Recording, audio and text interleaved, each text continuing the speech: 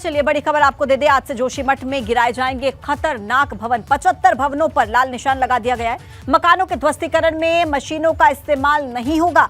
असुरक्षित भवनों की संख्या 678 तक पहुंच चुकी है। 27 और परिवारों से घर खाली करवा दिए गए। 81 परिवार अब तक शिफ्ट किए जा चुके हैं। आज से देखिए ध्वस्तीकरण की कार्रवाई शुरू हो रही है। जोशीमठ में आज से सबसे खतरनाक भवन गिरा दिए जाएंगे। 75 भवन अभी तक ऐसे हैं जिन पर लाल कलर का मार्क लगा दिया गया है। उन्हें गिराया जाएगा सबसे पहले मकानों के ध्वस्तीकरण के लिए, लेकिन मशीनों का इस्तेमाल नहीं होगा। जो असुरक्षित भवन है देखिए उनकी संख्या 678 पर पहुंच चुकी है। 27 और ऐसे परिवार हैं जिनसे घर खाली करवा लिए गए। 81 परिवार अब तक शिफ्ट भी किए जा चुके हैं। आज से ये ध्वस्तीकरण की कार्रवाई सीआरबीआई की देखरेख में शुरू होगी। और देखिए बहुत महत्वपूर्ण हो जाता है सबसे ज्यादा असुरक्षित भवनों को गिराना। वो भवन जिनमें सबसे ज्यादा दरारें हैं, जिन पर सबसे ज्यादा खतरा मंडरा रहा है, इन्हें ध्वस्त कर दिया जाएगा। लेकिन इन्हें गिराने के लिए मशीनों का इस्तेमाल नहीं होगा, यानी कि मैनुअली तरीके से इन्हें गिराया जाएगा। जोशीमठ में असुरक्षित भवनों की संख्या 678 है अभी, लेकिन 75 सबसे पहले ऐसे भवन हैं जिन्हें लाल रंग के मार्क से कलर किया गया है ताकि उन्हें सबसे पहले गिराया जाए। तो देखिए आज से ध्वस्तीकरण की कार्रवाई शुरू हो रही है और पूरे तरीके से आपको बताते हैं कि किस तरीके से कार्रवाई चलेगी। ज्यादा दरार वाले भवनों को सबसे पहले गिराया जाएगा, जिनमें सबसे ज्यादा दरारें हैं। देखिए सीबीआरआई की टीम की देखरेख में ध्वस्तीकरण की ये कार्रवाई होगी। सेना, पैरामिलिट्री फोर्सेस और एनडीआरएफ अलर्ट मोड पर है। केंद्रीय रक्षा राज्य मंत्री जोशीमठ के दौरे पर पहुंचेंगे। सर्वे के लिए केंद्रीय जल शक्ति मंत्रालय की टीम भी पहुंच चुकी है। एनटीपीसी की टनल का सर्वे भी किया जा सकता है। पूरी जानकारी आपको दे रहे हैं। देखिए ध्वस्तीकरण की कार्रवाई से जुड़ी हुई बहुत महत्वपूर्ण है। जोशीमठ में लगातार मकानों में दरारें आने का सिलसिला जारी है और ऐसे में सबसे पहले उन भवनों को चुना गया है जिनमें सबसे ज्यादा दरारें देखने को मिल रही है, यानी कि जो सबसे ज्यादा खतरे में है। सबसे पहले उन्हीं भवनों को गिराया जाएगा।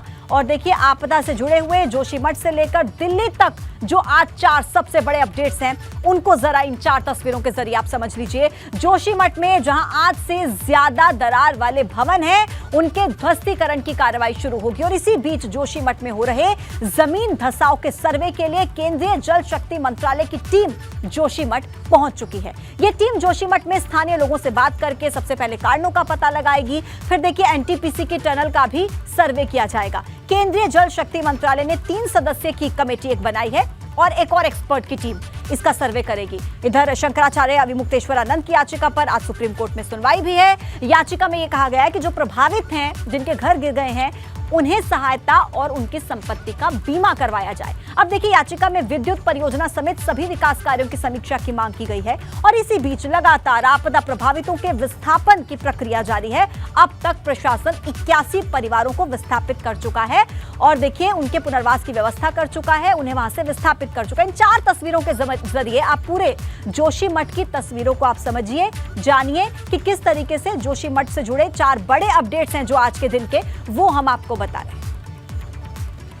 और देखिए जोशीमठ से दिल्ली तक की पूरी तस्वीर हमारे 2 संवाददाता आपको दिखाएंगे। ग्राउंड जीरो से रवि कैंतुरा हम तक जानकारी पहुंचाएंगे और दिल्ली से संवाददाता अविनाश तिवारी हम तक जानकारी पहुंचाएंगे। सबसे पहले सवाल मेरा रवि आपसे रहेगा। आप ग्राउंड जीरो से बीते दिनों से लगातार रिपोर्टिंग कर रहे हैं। आपने उन हालातों को लगातार देखा है कि हालात कैसे बिगड़ रहे हैं और कैसे बदल रहे हैं। अभी फिलहाल आज से ध्वस्तीकरण की कार्रवाई शुरू होगी सीबीआरआई की टीम की देखरेख में। 75 वो मकान, वो भवन हमें सबसे पहले आप दिखाइए और बताइए उनके बारे में जो सबसे पहले ध्वस्त किए जाएंगे आज। बिल्कुल, देखिए मैं उसी मौके पर मौजूद हूँ जहाँ से ध्वस्तीकरण की कार्रवाई शुरू होनी है। जो मलारीन होटल है सबसे पहले इसको ध्वस्तीकरण यहाँ से किया जाना है, क्योंकि पूरी तरीके से खतरे की जद में है और प्रशासन का ये मानना है कि अगर इस तरीके के भवन खुद ही यहाँ से जमींदोज होते हैं तो काफ़ी दिक्कतें हो सकती हैं। अभी हमारे साथ उस समय बातचीत कर लेता हूँ, ठाकुर सिंह राणा साहब हैं। अब उनसे भी हम बातचीत करेंगे कि वो, क्योंकि इसके ऑनर हैं और यहाँ पर जो आए हैं, क्योंकि अभी उनकी भी कुछ नाराज़गी है कि किस तरीके से जो है भवन को यहाँ से अगर ध्वस्तीकरण किया जाता है तो क्या कुछ उनकी बातचीत रहेगी। मैं उनके पास जाऊंगा, लेकिन सबसे पहले जिन 75 भवनों की बात हो रही है कि सबसे पहले जो लाल निशान लगाए गए हैं और वहां से इनका ध्वस्तीकरण किया जाना है, वो तस्वीरें मैं आपको जल्दी बता देता हूं। देखिए ये तस्वीर तो मलारीन होटल की है जहां से इस ध्वस्तीकरण की शुरुआत आज होगी। हालांकि जो बिल्डिंग रिसर्च इंस्टीट्यूट की जो टीमें हैं उनकी निगरानी में ही यहाँ पर जो है ये कार्रवाई होनी है, क्योंकि नीचे एक बहुत बड़ी बस्ती है और किसी भी तरीके से जो यहाँ पर अगर इस तरीके का ध्वस्तीकरण होता है तो उस वक्त जो है कोई नुकसान ना हो, नीचे पूरी तरीके से खाली कराया जाएगा। ये देखिए यहाँ पर जो रेड क्रॉस के निशान आप देख सकते हैं, इस तरीके के ऐसे 75 निशान हैं जो यहाँ पर जोशीमठ में लगाए गए हैं और इन भवनों को यहाँ से जो है इनका ध्वस्तीकरण की जो कार्यवाही है उसको शुरू कर दिया जाएगा। जितने भी ये भवन हैं इन होटल के ऊपर के मैं आपको दिखाऊं तो एक और होटल यहाँ पर है, यहाँ पर भी इसी तरीके के जो निशान हैं वो लगाए गए हैं क्रॉस के, क्योंकि यहाँ पर इनको पहले बंद कर दिया गया था और उसके बाद अब यहाँ पर ये कभी भी जमींदोज हो जाए इस आशंका को देखते हुए पहले ही इनको यहाँ से हटा दिया जाएगा, यानी कि ध्वस्तीकरण कर दिया जाएगा। क्योंकि यहाँ पर जो दरारें हैं वो बहुत बड़ी बड़ी हैं, पहले भी हमने दिखाई थी, एक बार मैं फिर से दिखा देता हूँ। क्योंकि यहाँ पर देखिए मेन हाईवे यहाँ से गुजरता है जो कि बद्रीनाथ के लिए है और उससे पहले ही मेन सड़क पर ये होटल है, जहाँ से ही ये जो स्थानीय लोग हैं उनका ये कहना है कि यहाँ से इन दरारों के आने का सिलसिला शुरू हुआ और उसके बाद हर दिन ये दरारें बढ़ती गई और उसके बाद अब जो है यहाँ पर पहले इनको बंद कराया गया और इनके नीचे जो एक बहुत बड़ी बस्ती है वहाँ के ख़तरे को देखते हुए अब आज से यहाँ पर ध्वस्तीकरण की जो कार्रवाई है वो शुरू कर दी जाएगी। तो यहाँ पे जो इस होटल के ऊपर अगर बात करें तो मनोहर बाग का इलाका है जहाँ पर हमने तस्वीरें दिखाई थी कि खतरनाक तस्वीरें हैं और स्थिति लग रही है, दरारें जिस तरीके से हम देख रहे हैं। एक बार अविनाश का रुख कर लेते हैं, दिल्ली से अपडेट्स हम तक पहुंचाएंगे। अविनाश, आज सुप्रीम कोर्ट में सुनवाई भी है, कितने बजे सुनवाई शुरू होगी? देखिए, अगर बात करें तो 10:30 बजे सीजीआई की बेंच बैठेगी जहां पे इसको एक बार फिर से मेंशन किया जाएगा, क्योंकि कल अगर बात करें तो स्वामी अविमुक्तेश्वरानंद के वकील ने इसको अर्जेंट हियरिंग के लिए मेंशन किया था, क्योंकि उनकी मांग है कि जोशीमठ में जो आपदा आई है इसको राष्ट्रीय आपदा घोषित किया जाए और जल्द से जल्द वहाँ के जो लोग हैं, पीड़ित लोग हैं, उनको मुआवजा दिया जाए, सुरक्षित स्थान पर सभी को ले जाया जाए। तो ये तमाम सारी याचिका में जिक्र किया गया था, लेकिन सीजीआई ने कल इसको अर्जेंट हियरिंग से सुनने के लिए मना कर दिया था और साफ तौर पर कहा था कि आज के लिए, कि आज इस मामले को मेंशन किया जाए, फिर देखते हैं कि कब इस पर सुनवाई की जाए। वहीं अगर बात करें तो कांग्रेस पार्टी ने भी कल दिल्ली के अंदर प्रेस कॉन्फ्रेंस करके जोशीमठ में जिस तरीके से भूधसाव हो रहा है इसको लेकर के राष्ट्रीय आपदा घोषित करने की मांग की और साफ तौर पे कहा है कि वहां पे जो एनटीपीसी का प्रोजेक्ट है इसको लेकर के कई सारे पर्यावरणविद पहले भी मना करते रहे हैं कि वहां पे ये प्रोजेक्ट ना लगाया जाए और वहां पे टनल ना बनाया जाए, विस्फोट ना किया जाए, लेकिन वर्तमान केंद्र सरकार ने नहीं माना, जिसकी वजह से ये भूधसाव होना शुरू हुआ है। तो कांग्रेस पार्टी ने भी अपनी ओर से मांग की है और आज सुप्रीम कोर्ट में भी काफी अहम मेंशनिंग है, क्योंकि 10:30 बजे जैसे सीजीआई की बेंच बैठेगी एक बार फिर से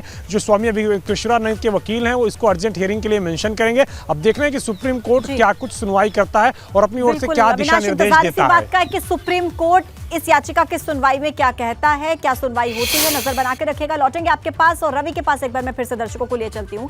बहुत ही इंपॉर्टेंट जगह पर रवि इस वक्त मौजूद हैं, उन 75 भवनों के आसपास जहां पर लाल रंग के निशान लगाए गए हैं जिन्हें ध्वस्त किया जाएगा। लेकिन रवि, एक जानकारी यह है कि इन्हें मशीनों के जरिए नहीं गिराया जाएगा, मैनुअली तरीके से। इसके पीछे वजह क्या है और कितने सुरक्षा के इंतजाम वहां पर आप देख रहे हैं ध्वस्तीकरण की कार्रवाई से पहले? बिल्कुल, देखिए, क्योंकि बहुत ही एक तरीके से और जो बिल्डिंग रिसर्च इंस्टीट्यूट है उसके जो वैज्ञानिक रहेंगे उनकी निगरानी में भवनों को गिराना बहुत ज़रूरी है। और ये भी एक वजह है कि यहाँ पर किस तरीके से जो नीचे लोग रहते हैं और नीचे एक बहुत मेन सड़क है, वहाँ पर जो है उस वक्त जो है किसी तरीके की आवाजाही ना हो। हमारे साथ यहाँ पर ठाकुर सिंह राणा हैं, ये मलारिन होटल के जो है ऑनर हैं। अंकल, आज ध्वस्तीकरण की बात हो रही है, आप लोग किस तरीके से देख रहे हैं कि आप लोगों को कोई नोटिस आपको क्या बताया गया प्रशासन की ओर से? सर, हमें कुछ बताया नहीं गया है। हमें सुबह 4 बजे रात एक समाचार पत्र का आर्टिकल आता है जिसमें 9 बजे से ये हमारी प्रॉपर्टी को ध्वस्तीकरण की बात उसमें कही जाती है। हमारा आपके चैनल के माध्यम से सरकार, प्रशासन, सेंट्रल गवर्नमेंट, स्टेट गवर्नमेंट और पूरे यहाँ के लोकल एडमिनिस्ट्रेशन सबसे आग्रह है, भाई देखिए, पहले तो हमको एक नोटिस करना चाहिए कि आपकी प्रॉपर्टी का ध्वस्तीकरण किया जा रहा है। हमें ये बताना चाहिए किस आधार पे किया जा रहा है, क्या किया जा रहा है। और हम तो ये भी बोलते हैं कि हमारा जो है कि सेटलमेंट, वन टाइम सेटलमेंट कर दीजिए, हमें क्यों रोक रहे हैं? हमारे पास इसके अलावा कुछ नहीं है, हमारे कोई सारा रोजगार यही था, सारा साधन हमारे पास, सारी प्रॉपर्टी यही है, हमारे पास कुछ नहीं है। अच्छा, एक बहुत महत्वपूर्ण सवाल यह है कि उस दिन आखिर हुआ क्या था, किस तरीके से दरारें आई? दरारें तो जब से ये एनटीपीसी का टनल बन रहा है तब से इसमें जोशीमठ में दरारें हल्की फुल्की आते रह रही है और लगातार जब से एनटीपीसी का टनल बन रहा है तब से जो है कि यहाँ पे जोशीमठ में आंदोलन, जुलूस, धरना ये सब होते रहे हैं। विगत कुछ दिन पहले जो है कि सन 10 में इन्होंने माना है कि हमारी वजह से यहाँ पे भूदशा हो रहा है, क्योंकि इन्होंने जो है कि गवर्नमेंट तत्कालीन डीएम और यहाँ के एनटीपीसी के लोग और जो संघर्ष समिति के लोग, इनके बीच में एक पैनल तैयार हुआ और इन्होंने जो है कि हमारे पानी के स्रोत बंद हो गए तो 16-17 करोड़ जो है जल संस्थान और जल निगम को दिया। लेकिन उसके बाद उन्होंने एक पैक्ट उनके साथ और था कि तमाम भवनों का आप बीमा करेंगे, लेकिन बीमा नहीं कराया उन्होंने।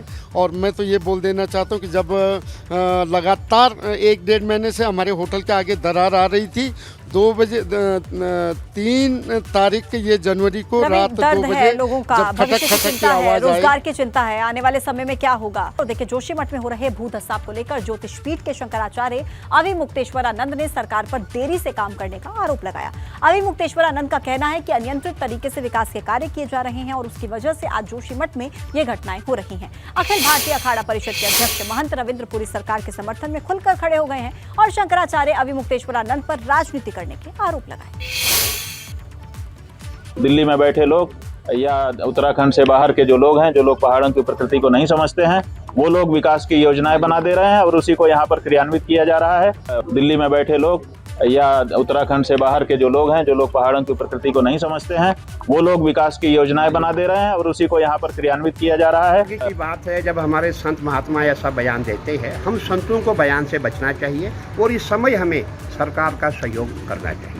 और हमारे माननीय मुख्यमंत्री जी इस समय, इन्होंने कोई जोशीमठ का कोना नहीं बल्कि उत्तराखंड का कोई ऐसा कोना नहीं है जहां वो नहीं पहुंचे हैं और उनका पूरा सहयोग, पूरा सपोर्ट जो है जोशीमठ को कर रहे हैं। इसके ज़्यादा और क्या हो सकता है, ऐसे बयान देना उचित नहीं।